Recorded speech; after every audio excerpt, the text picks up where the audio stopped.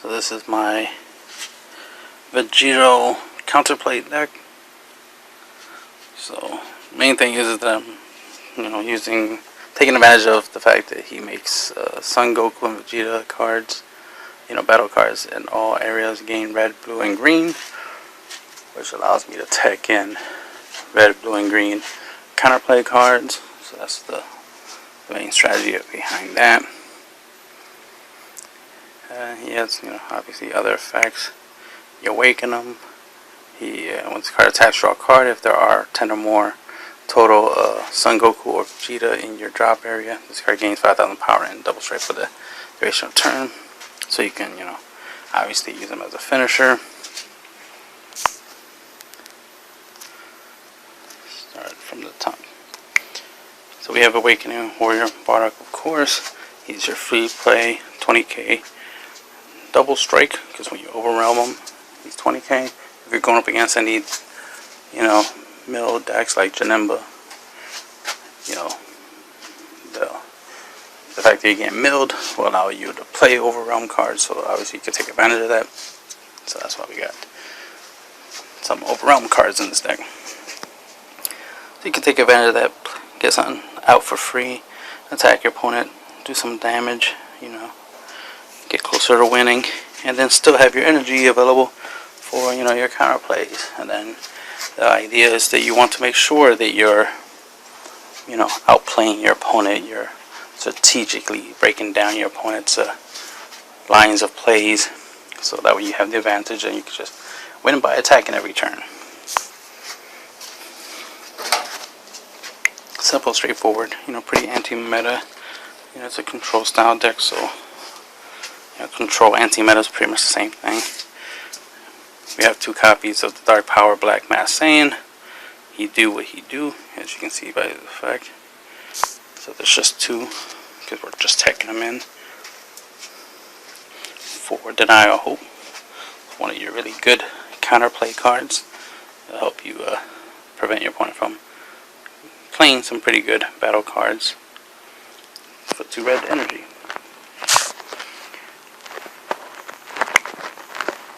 Your leader's red, of course, so you're able to use these cards. Is that all you got? It's a pretty good card. I consider this like the Mirror Force of Dragon Ball Super. Your opponent attacks, play this, and you have a high chance of getting rid of two potential attackers. So you can use this to negate the attack of your opponent's leader, and then use the second part of this card's effect to get rid of 2 15k attackers, or just weaken them so that way they are useless. There's no point in attacking with a couple little 5ks, attackers. Your opponent will have to combo to make them strong enough to even try to do you damage, but that hurts them more than anything, so it's pointless for them to do that. But if they do, great for you. More pluses, right? Taking in 2 Kami Global Unifier, obviously.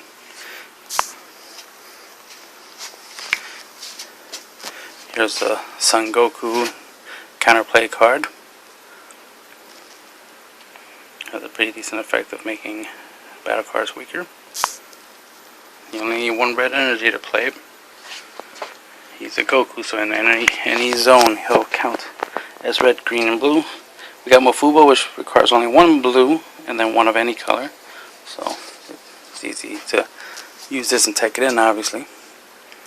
And you're able to negate an attack, have a battle card, and make that card relatively useless for a while. So this is pretty good against cards with barrier, obviously.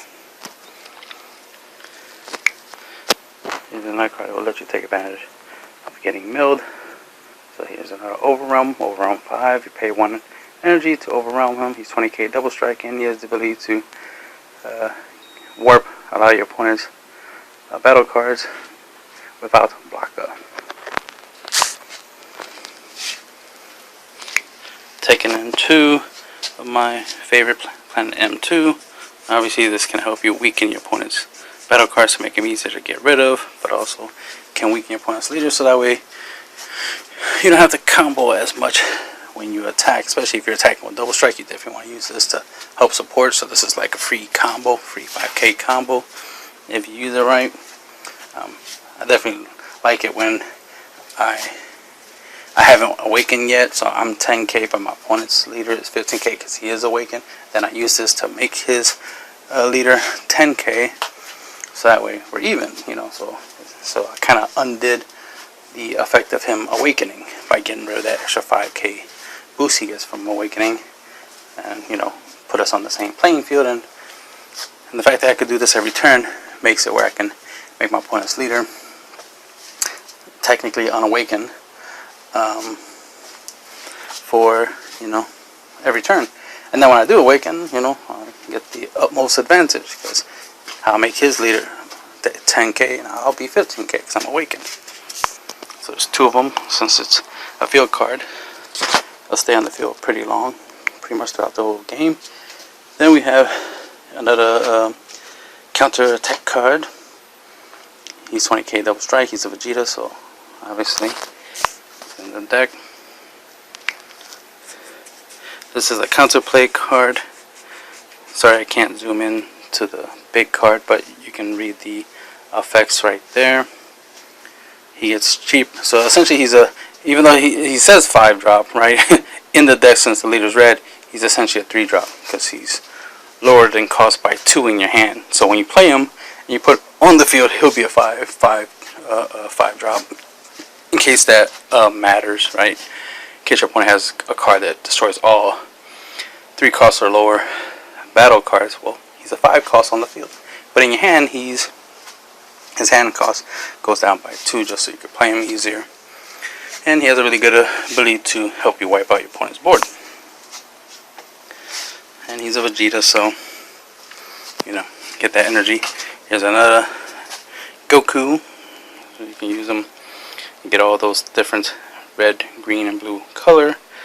And he's a counterplay and he's a counter attack. So you have a couple windows to use to play him. And, you know, he ignores barrier. I love that. Here's another counterplay. This is the Son Gohan. You only need 1 blue, so any Vegeta and Goku in your energy zone can pay the cost for him, obviously. 1 blue and then 2 of anything to play him. And, you know, he does what he does. Helps you interrupt your opponent while getting you a body on the field. Then here's the green counterplay. The Vegeta the Cruel. He's a Vegeta card, so he'll count as red, green, and blue in any zone, including your energy zone. Only need 1 green to play him and 2 of anything.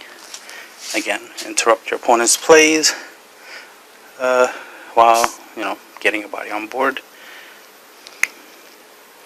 And as you can see, simple, straightforward. It's about reacting. It's more about playing on your opponent's turn than it is playing on your turn.